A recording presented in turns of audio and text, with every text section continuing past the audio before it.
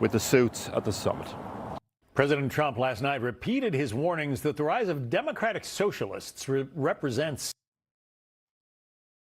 Oh my God.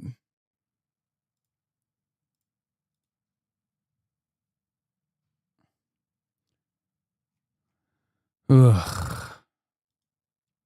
Everything's fucked up. Once it hits 150 million barrels, the SPR might start to physically collapse, as in it will not function properly anymore. It looks to me like it will hit that before the midterms unless they pull back on the releases.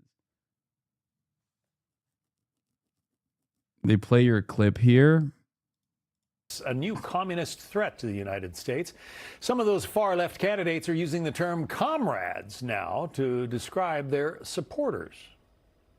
Half of the people here are strangers to you all. Just months ago, you didn't know them. But now you have comrades. You deserve to make sure that your international comrades are actually working with you and getting the benefits that you all deserve. I gotta give shout out to my comrades. I mean, we are winning power. It's not just winning tweets or winning messages. We're winning power. Let's bring in Fox News contributor Richard Fowler. Richard, you're a solid Democrat. You got any comrades out there?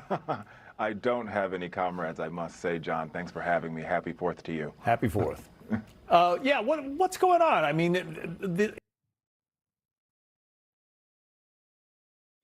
Dude, what the fuck are we doing? Like, how is this a news story? You ran out of shit? That's what it is? That there's nothing else going on today?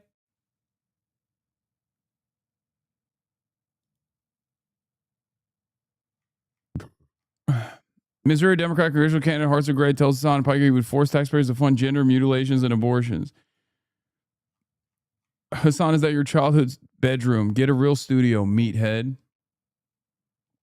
I like my studio.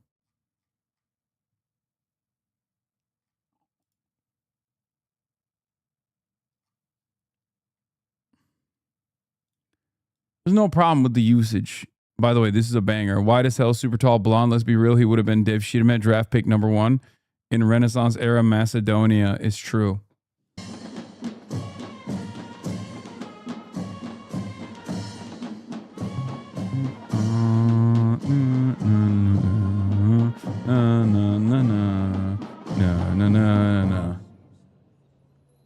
Jedindedan Nesrin Boban. Video from Shahid Haqqani port, validated by network, following U.S. airstrikes on the facility near Bandar Abbas in Iran. Whoa. Whoa. It's fucking nuts, dude.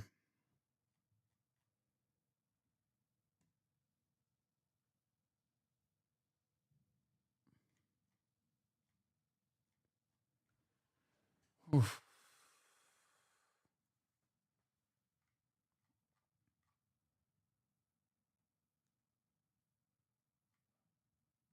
Yeah, CNN already reported that that these are strikes that are meant to be a punishment and will not be over for a while.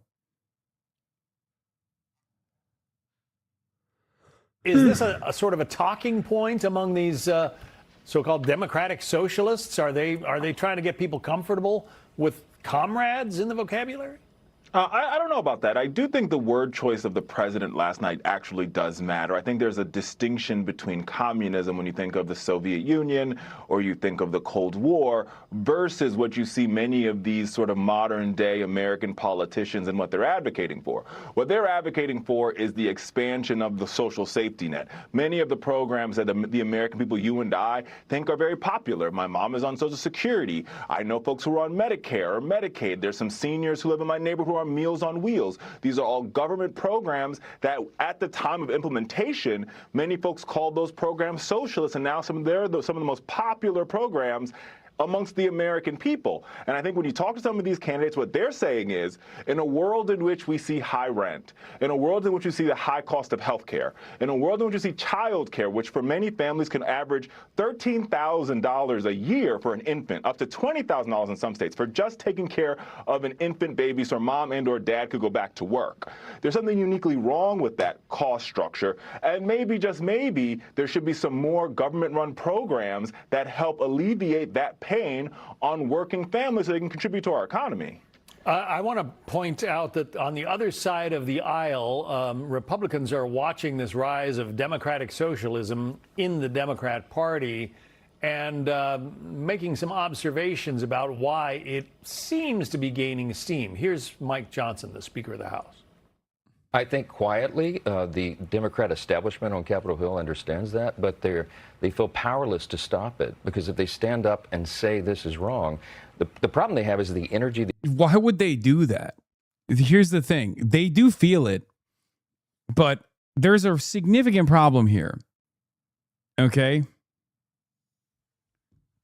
The problem is Democrats run as comrades when there's an actual election, or at least close to it. When you look at like Democrats broadly, they are very open about how they want everyone to have health care. It's just like the truth gets lost in the minutia. Okay? That's the problem. So they can't actually turn around and be like, no, we never wanted fucking Medicare for all. Shut the fuck up. We never wanted to hold Israel accountable for its genocide. Shut the fuck up. They can't say that, because if they were to say that, they would give the game away.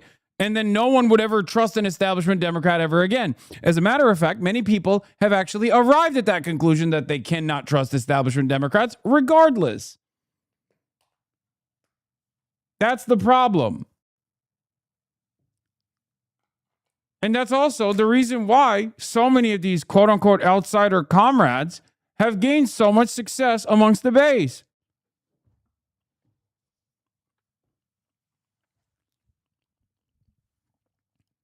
Like, it's not like these are aliens that are outside of the party that are fucking voting for these candidates. They're Democrats, lifelong Democrats, blue dog Democrats, Democrats of all different walks of life, all shapes and sizes. They are the ones who are going, yeah, I kind of like this. They got a little pep in their step, as opposed to the fucking ancient fossil that I voted for that didn't deliver any on any of these fucking promises that they made year over year. No one wants to interrogate or examine why Democrats are voting for these people. Why are they voting for these people? If this is so far beyond the way that the National Democratic Party has presented their platform, whether they were sincerely in defense of it or not, or whether they were using, different terminology in an effort to not give the game away or not, doesn't matter. The people's perception, if you ask the average Democratic Party voter, if they think that the Democrats broadly are supposed to be in defense of Medicare for all, they would say yes. Okay? That's what they would say.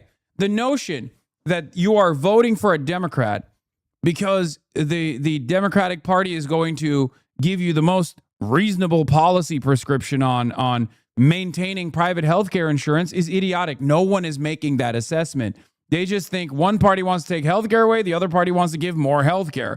And they go with the more healthcare please party. The problem is the more healthcare please party also needs to please the donors. And therefore, they're not actually invested in giving more healthcare please.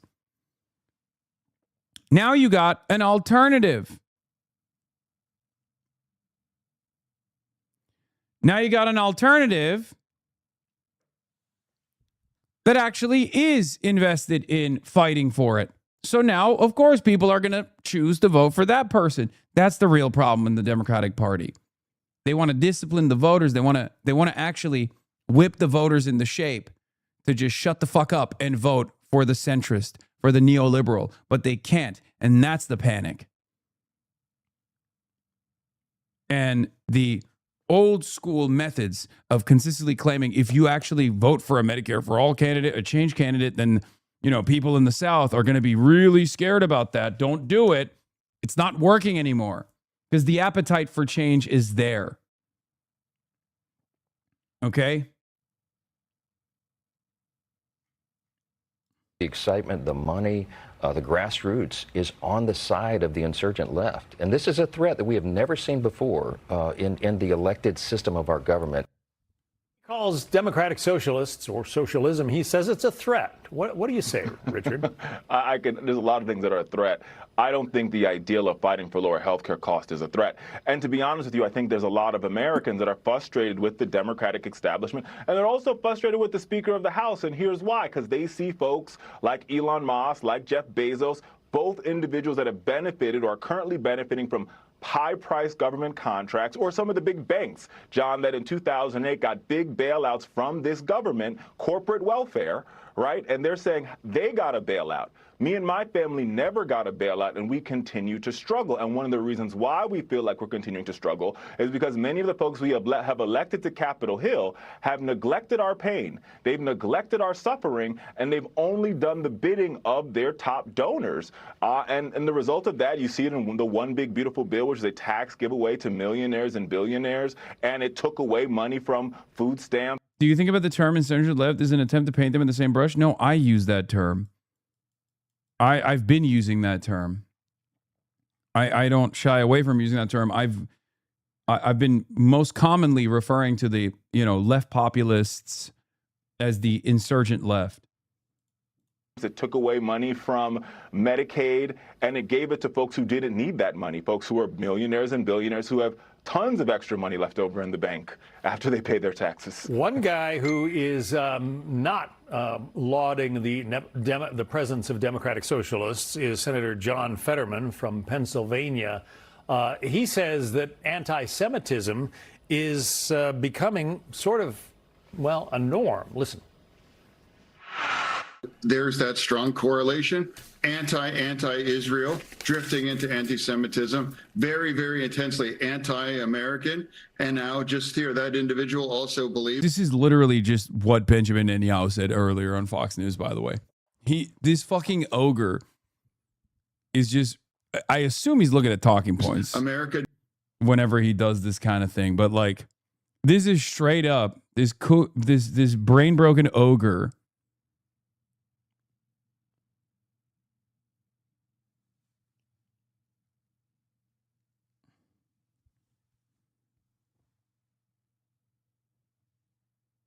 He's not looking at talking points he can't read. Okay, he's just trying to remember the talking points then. Deserved 9/11. And of course, Israel deserved the massacre of 10/7. That's been building. Saying that, Richard, final thought. He's a Democrat senator.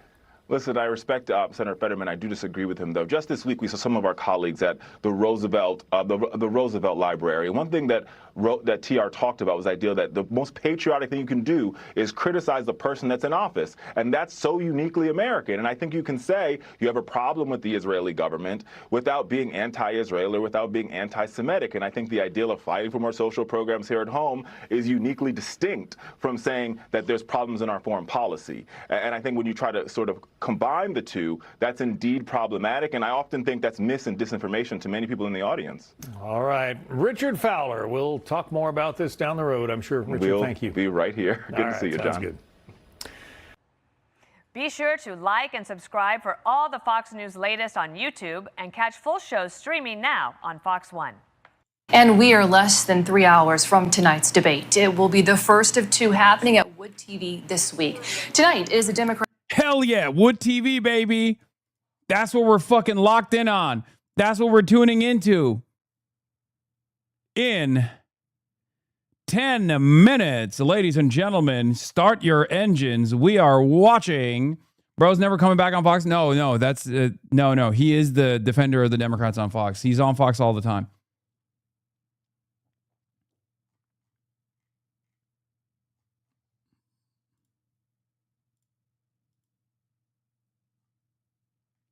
We have a Abdul link, don't we? We have an Abdul fundraiser link, don't we? Like a specific link. We'll pin it. I'm excited to see what Abdul